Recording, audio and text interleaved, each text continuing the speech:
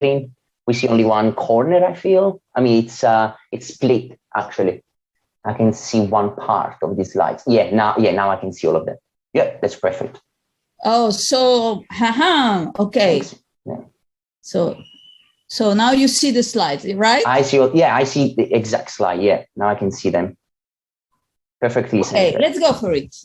Go for it. So you don't see me. That's a pity. I don't see you. I sit down. I see like black. Okay. Okay, let's go for it. But so, hello everybody. I am. I think it was not. I will speak in creative English, so please let me know if you don't understand what I'm saying. And I hope we have some time at the end to talk. I really don't know what I'm doing here, in the sense that I have a huge admiration for your crowd. I am founder of an organization of digital right in Spain, pretty known. It's called Xnet. We are hanging around since 2008. But I am not technologist at all. In fact, in my group, I am used as a beta tester, so that when they want to test some technology and see if it's user-friendly for very bad skilled user, they ask me.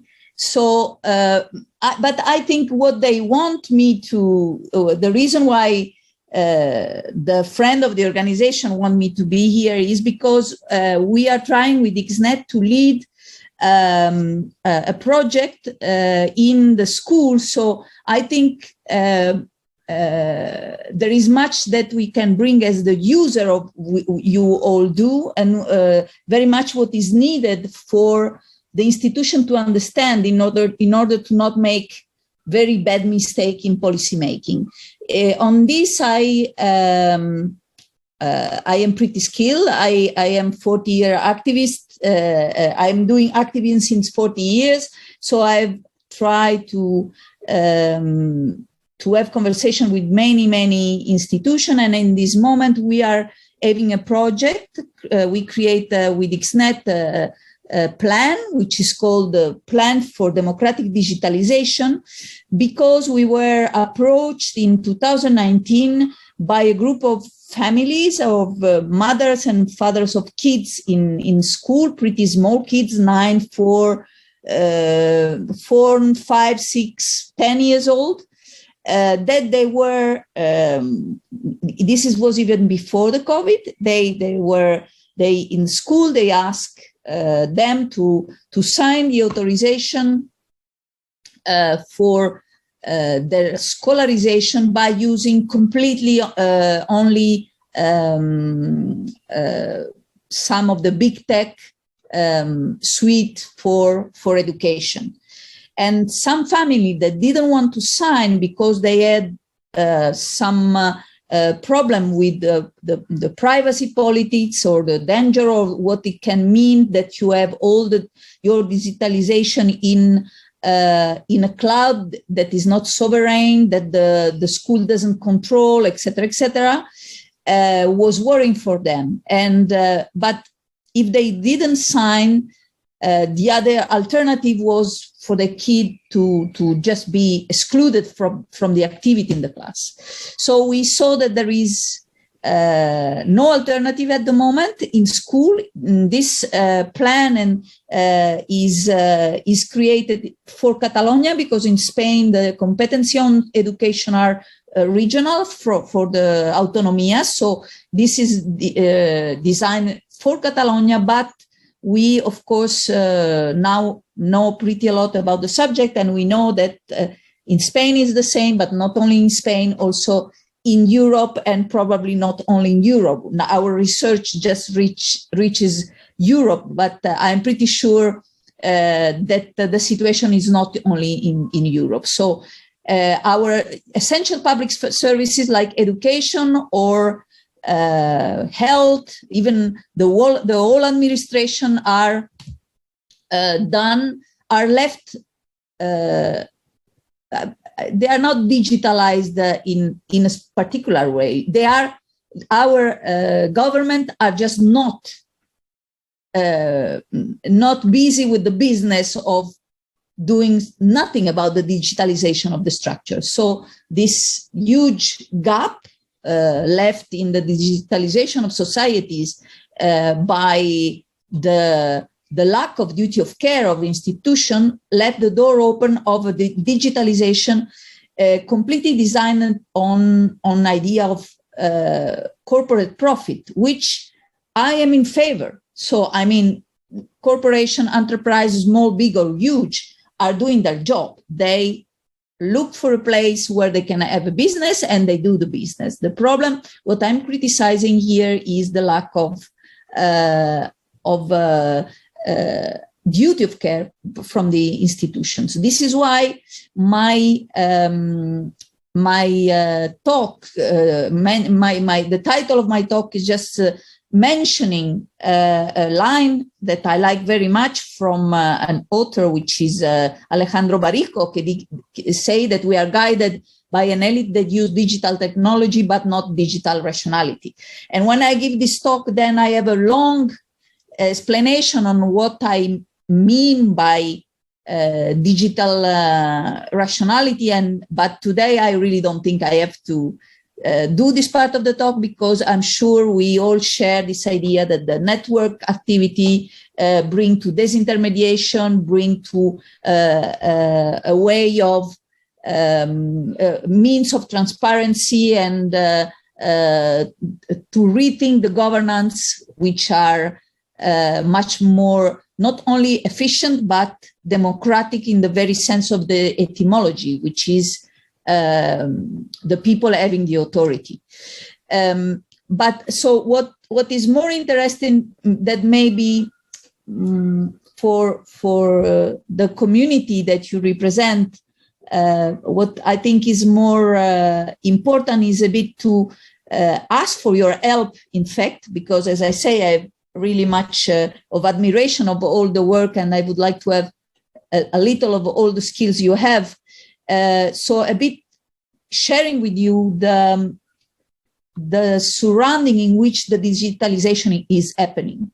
As in the policy making field, as a digital rights activist, as a citizen that want that the digital age is an age of democracy and not the opposite way around.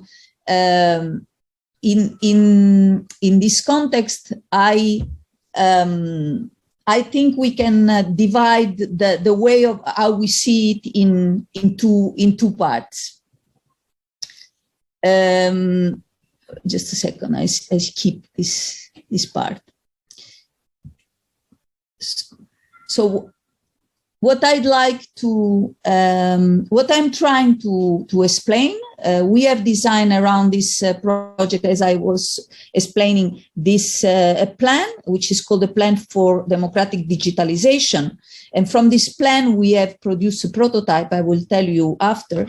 But this, what I'm trying to explain to the policymakers is that when they now digitalization, since you have the next generation money and all this, certainly our governments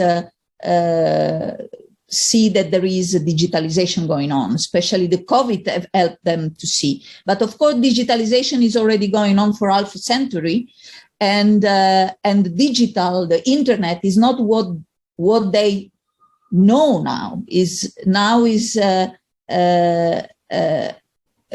GAFAM is not the internet. We know that GAFA is not the internet, but often policymakers, since they do policy via GAFAMs or similar entities, they think that this is the internet. And this is very dangerous, because all other possibility for, they cannot imagine, they don't know that there is something, there is real life behind that. No, it's like imagining the public space as a big, like in the novel, no, Snow Crash, as if the public space was just a parcel that belongs to one or very few big company, and we all are clients in each part of our life of this company. And we know that the internet is not this, but the policymaker, they don't know. So what it is for me important, and I would like you all to help me and to bring around this schema that I just, whenever you have the occasion to use a essential service or to have contact with the responsible for this digitalization of societies, that and I imagine the digitalization of society as e-participation, which is okay. I'm not against e-participation, but this idea that we push all the people doing what we in Xnet we call it occupational digital. So we keep them busy with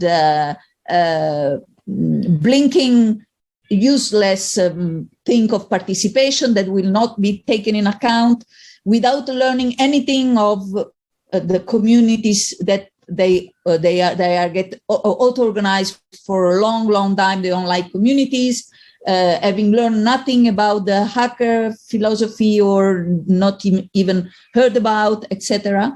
And so, or media literacy, because now disinformation is because of the internet, instead of understanding that disinformation is because before they had the monopoly of manipulation of the information and the propaganda. And now this monopoly is broken by this internet system, which permit a better surveillance and other sources of information, etc., etc.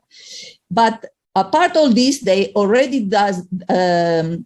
do this pretty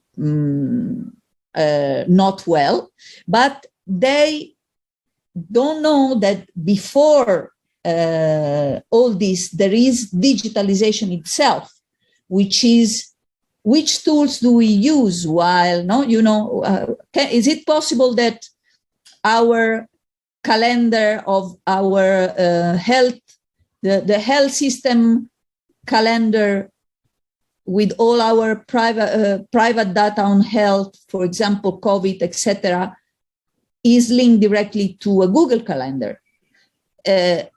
What kind of policy is behind this? Why they don't ask themselves how such a huge services that in the case of education is providing. In education, we have in Catalonia, only in Catalonia, 1 million, and only for public education, 1 million students.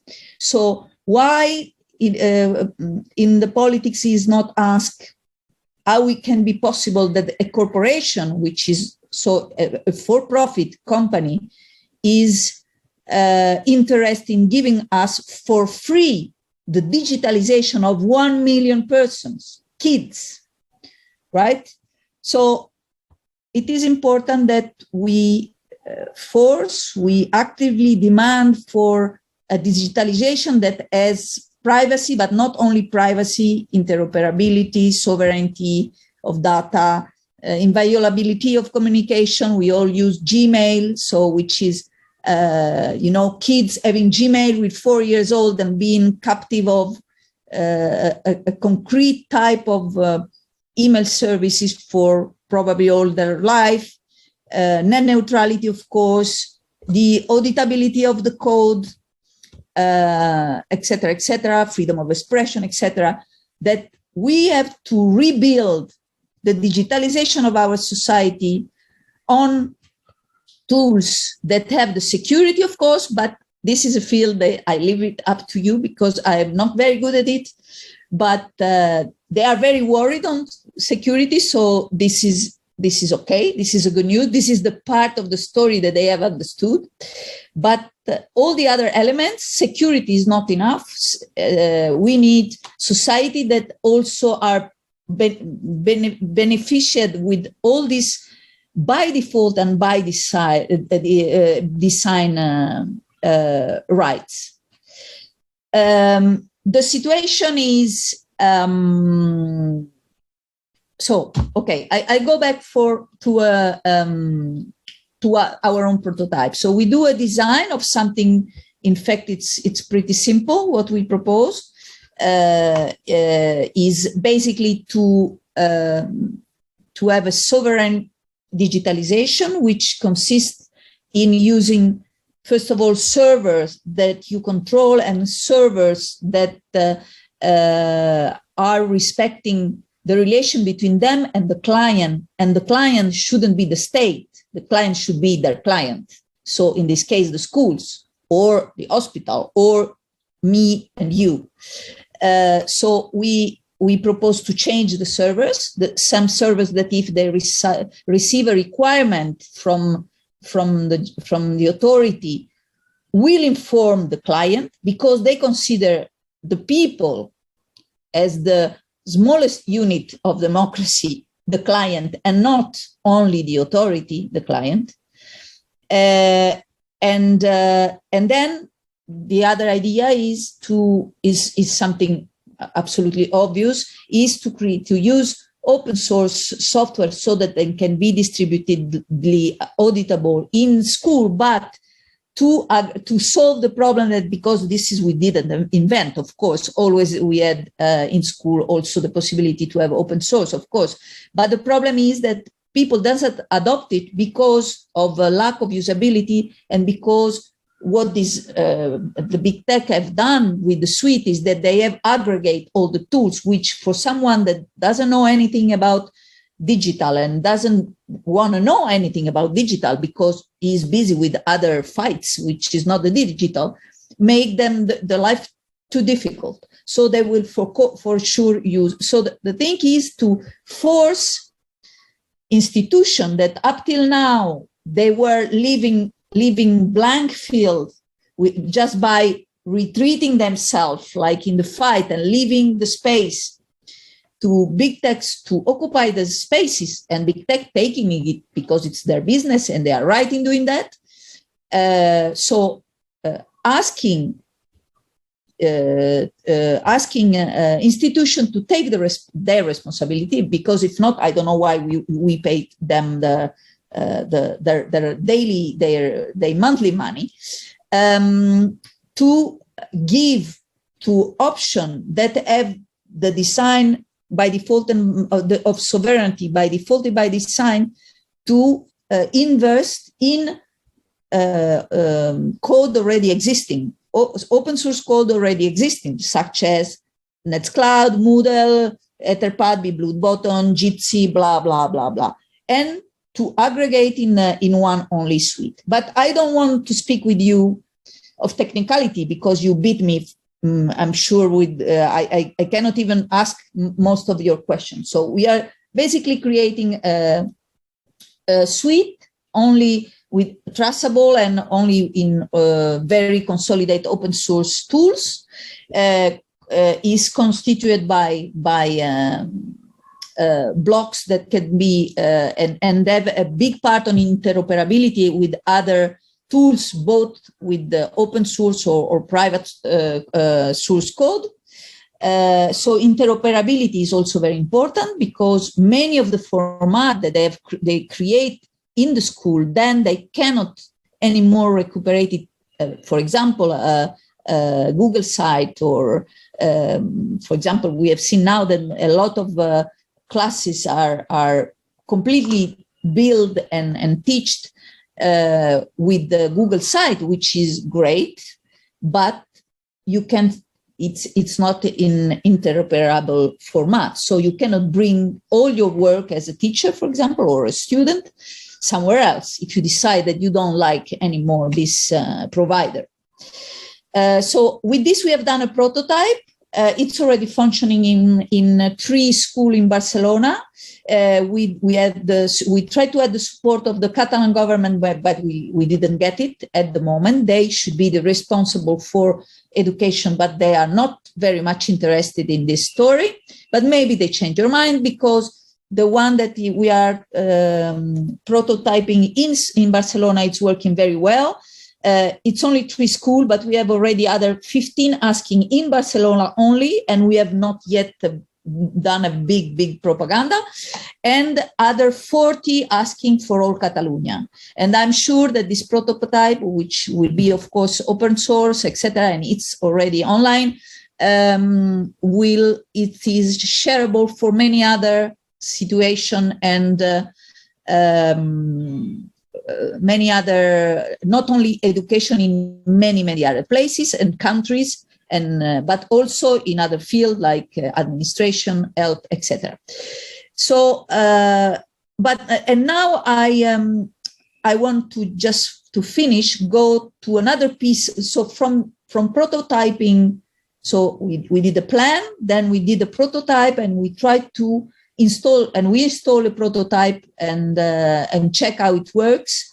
And from this experience, we have learned many other things, which I just want to share with you a couple of them, because they are related to the market and to the fact that the talent that you have, that I'm sure a lot of you are there, is not used for this. Because what we propose is exactly that institutions put money in consolidate a code that by being open source can be grabbed. And of course, I don't need to explain you that, can be grabbed and used for many other situations. And this big inversion should go to a very distributed talent, not to big conglomerate. While I'm explaining this, the Catalonia is renewing all its digital technology, is a licitation of, I think, I'm not sure. If you are recording, I'm a bit afraid of saying numbers and then be sued, but a big number, let's say 60, and then before the 60, I would say other 3 more 0, right? To digitalize in the next between 2 and 6 years, no more, again, all Catalonia. And this is not split in lots, smaller than, the smallest I think is around 60 millions.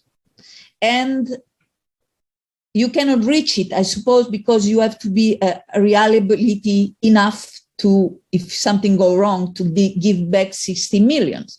So I'm sure that most of you cannot compete there.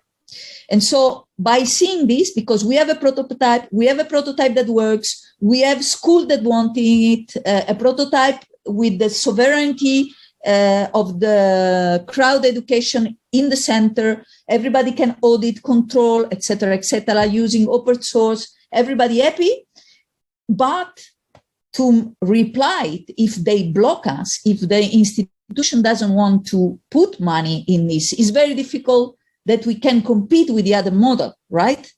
And we don't want to beat the other model by prohibition. We just want to beat it because slowly but surely people start understanding that privacy is as important as freedom of speech. You can decide to never use it, but the one day that you need it to be to have it ensured.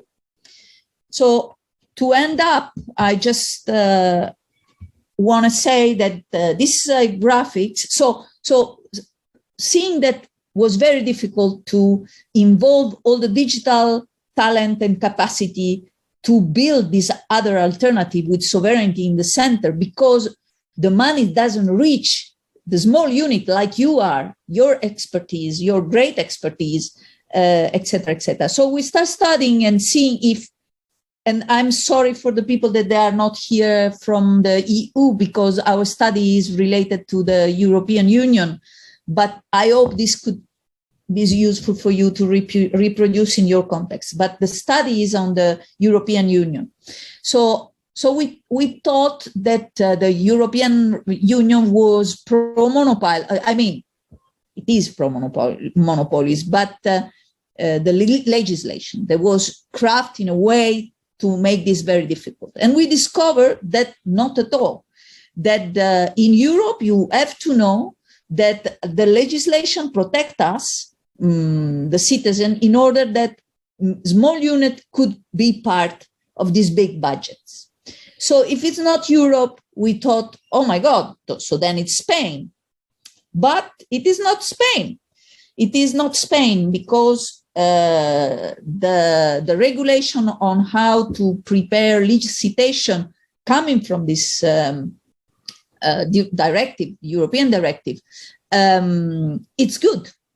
also permit participation. In fact, those regulations, not only the European regulation, not only permit small and medium and very small micro enterprise to participate, but it is compulsory.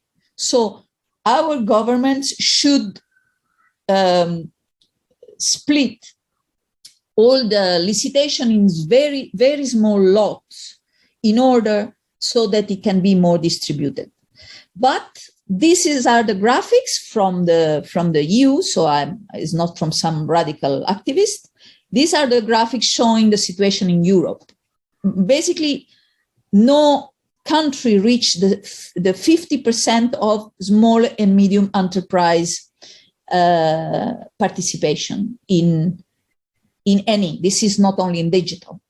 And so we are in our right to complain, to start pushing institutions in order that they change their legislation. Because I even think that we could go to some tribunal to try to shift this situation. I just say this because we need all your talent involved in democratic digitalization, because the digitalization that is going on will not be democratic. This is the situation shared by our comrade from the corporate Europe and lobby control, very nice people working on analyzing all this. We are part of the network with them also. And this is the situation, the actual situation on digitalization. These are the meeting of the European Commission.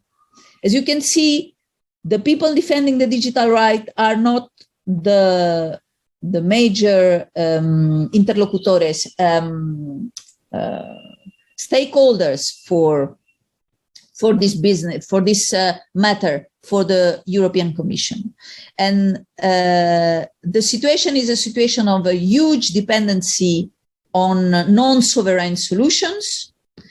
And I think there is the condition for all of us to ask for the right and to grab the right and to be part of the digitalization of the institution and essential services that is going on, and that we need to have this information that they just passed to you in order to defend our position and slowly but surely occupying those spaces so that the digitalization, the digital transition, as they call it, because they just arrived, is happening in a democratic and sovereign way. Sovereign for us, each of us, the people. Thank you. Great. Thank you very much, Simona. If there is any question, again, you can write that in the Q&A here in Slack. We're going to take a look and share, with her. Gaetano will actually take a look and share those with us. While we wait for people, again, first and foremost, thank you very much. I mean, your research is always very interesting, and that's one of the reasons why we also wanted to have you here. We feel like, again, security, but also, privacy, it's a big part of who we are. And although definitely we do go very specific in cybersecurity, we also have, a high for everything that comes down to privacy, open source. And we also feel like it's very actual, especially after the pandemic, the topic of digitalization of institutions.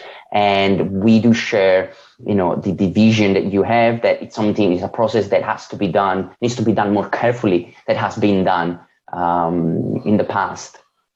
Yes, sorry, I interrupt you, David, because I didn't speak about privacy at all, because I know that this crowd is a crowd that is of privacy and digital right defenders. But of course, the core of what I'm saying is about defending our basic right. But I didn't enter because you know even more than me how all this is about. No, absolutely. Again, we do believe that privacy is one of those, right, fundamental rights. And especially I was very struck about the percentage, one of the few slides that you showed us, that basically it said 92% of all data is in the US. I know that's quite a lot, but I mean, I was just even thinking about the percentage of people using internet. We should be more or less the same between Europe and the US, but all our data is over there. So let's see if there is any question over there. Just give me 1 second.